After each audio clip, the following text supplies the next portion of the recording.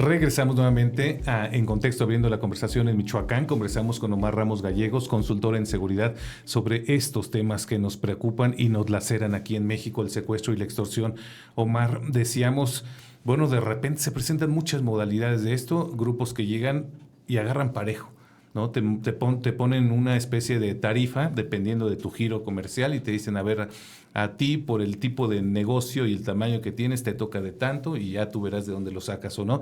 Y llega a haber casos como los que se vivieron en Michoacán hace algunos años, que desde el que vende tortillas hasta el que tiene un negocio grande les pasan, digamos, la tarifa. Y hay otros casos en donde, y como se ha dado a conocer incluso en México, pues esta organización viene incluso desde las propias autoridades. El caso del municipio de Tequila, allá en Jalisco, es emblemático para darnos una idea de la dimensión que pueden tomar este tipo de delitos y este tipo de organizaciones, ¿no?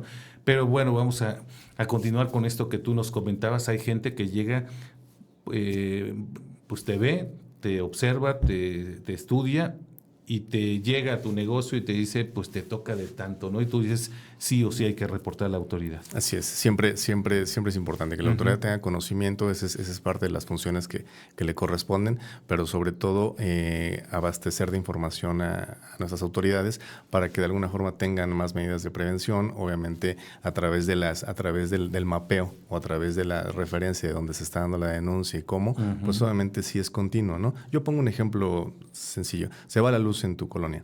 Marcas al 071, después marcó el otro 071 tu vecino y el vecino de 10 casas adelante. ¿Qué sucede? Pues obviamente hay un foco de atención. Va a CFE y atiéndela.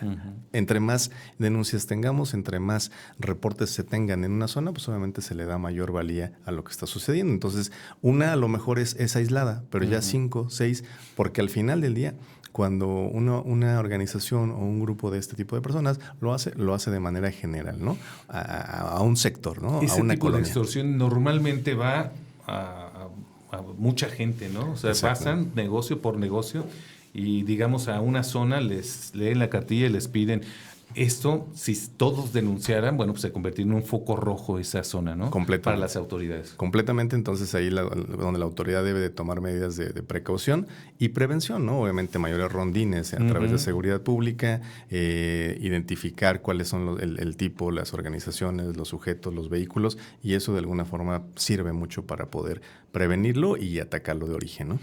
Hemos visto mucho también, Omar, que pues además de esto, pues mucha gente no confía en las autoridades. La cifra negra lo demuestra, el 93% de los delitos no se denuncian, es decir, pues la gente no va porque o no confía en la autoridad, porque va a denuncia y no pasa nada y después ya la gente dice, ¿para qué voy a perder el tiempo? O porque incluso se han dado casos de que cuando uno va y denuncia, las autoridades a veces son las que extorsionan a las víctimas, ¿no? Entonces esta cifra negra es altísima en México.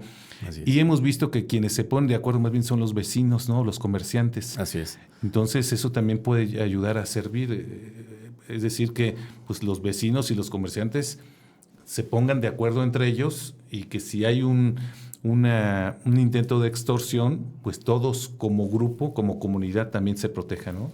Es correcto el hecho de que todos conozcan de lo que está sucediendo, de que mi vecino, de que el vecino de al lado conozca que me sucedió a mí, pues obviamente debe de estar prevenido, ¿no? Y ante una circunstancia así, pues deben de alguna forma de organizarse, ¿no? Organizarse y exigir propiamente que haya mayor seguridad en el barrio, en la calle, en el sector principalmente, ¿no? Para evitar que otros más lo sufran. Es algo similar en tu oficina.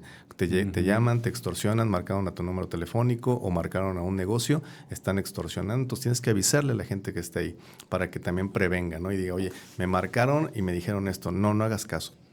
Recibe la llamada y cuelgue. Misma circunstancia, entre más información tengamos, entre más información tenga la gente, va a ser mejor, ¿no?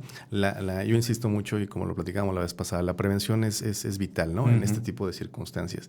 Si yo le aviso a mi familiar, le aviso a mi vecino o le aviso a alguien más de que me está sucediendo, él ya sabe cómo actúe yo y cómo prevenirse. Sí, ahí vemos de repente que cuelgan a veces anuncios, ¿no? Advertencias a las personas que los puedan robar o extorsionar.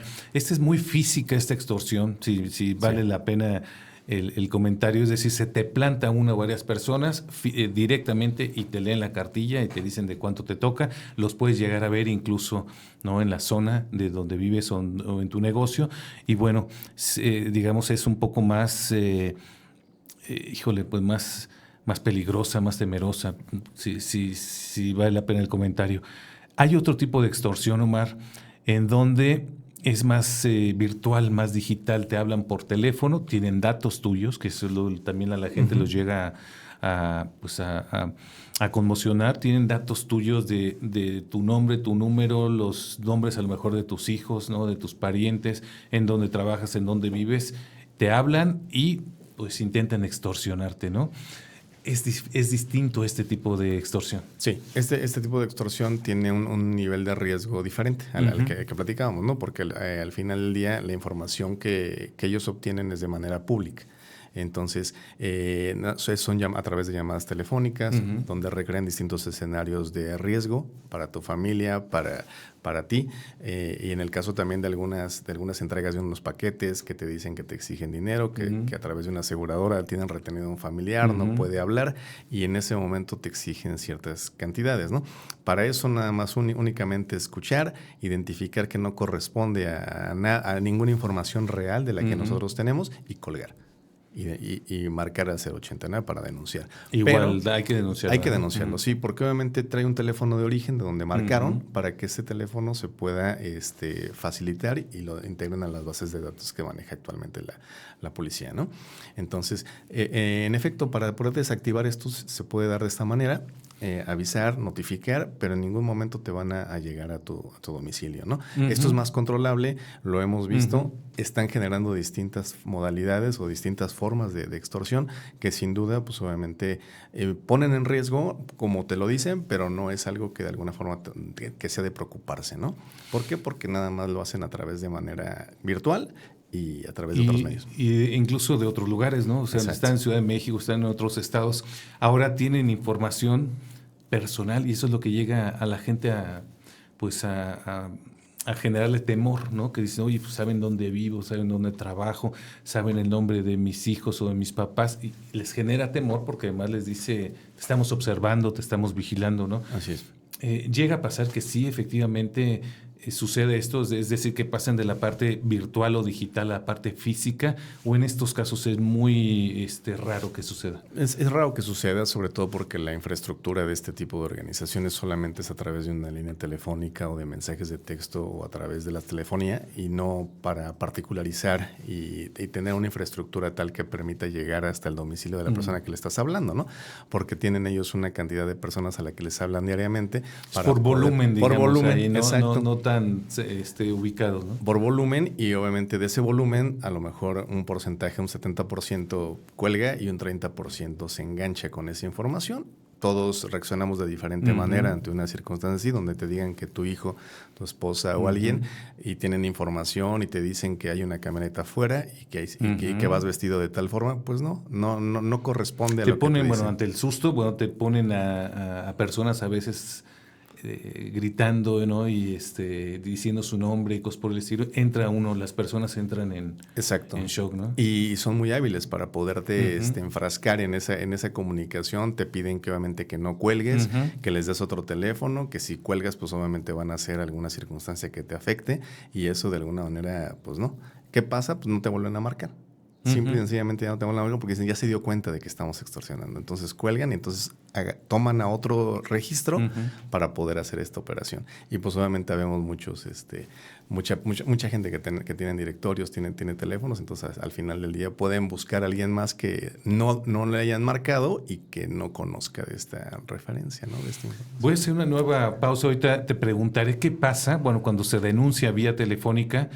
Ya pusieron líneas además para este tipo de denuncias, les dan un folio.